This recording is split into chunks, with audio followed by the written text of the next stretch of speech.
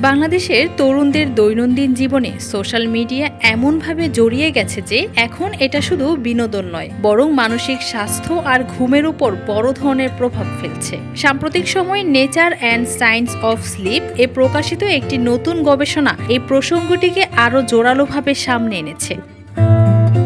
গবেষণায় উঠে এসেছে, যত বেশি সময় যুবকরা সামাজিক যোগাযোগ মাধ্যমে কাটাচ্ছে তাদের ঘুম ততটাই ভেঙে যাচ্ছে। কমছে ঘুমের গভীরতা, দিনের কর্মক্ষমতাতেও আসছে ভাটা। বিশেষ করে দুটি বৈশিষ্ট্য সবচেয়ে বেশি নজরে পড়েছে। প্রথমত, ঘুমের মধ্যে বারবার জেগে ওঠা। দ্বিতীয়ত, পরের দিন কাজে মনোযোগ ধরে রাখতে না পারা।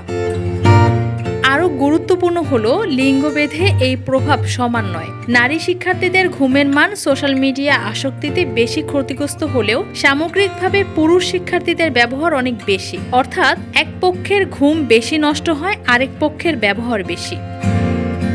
এই গবেষণা শুধু একটি সমস্যা চিহ্নিত করেনি, বরং সতর্ক করেছে ভবিষ্যৎ নিয়েও। কারণ আজকের ডিজিটাল আচরণই তৈরি করবে আগামী দিনে তাদের মানসিক স্থিতি, মনোযোগ, স্মৃতিশক্তি আর সামগ্রিক সুস্থ জীবনধারা। তাই বিশেষজ্ঞরা বলছেন, সময় এসেছে ব্যক্তিগতভাবে, পরিবারে এবং প্রাতিষ্ঠানিকভাবে ডিজিটাল ব্যবহারের সচেতনতা, প্রতিরোধমূলক পদক্ষেপ নেওয়া জরুরি।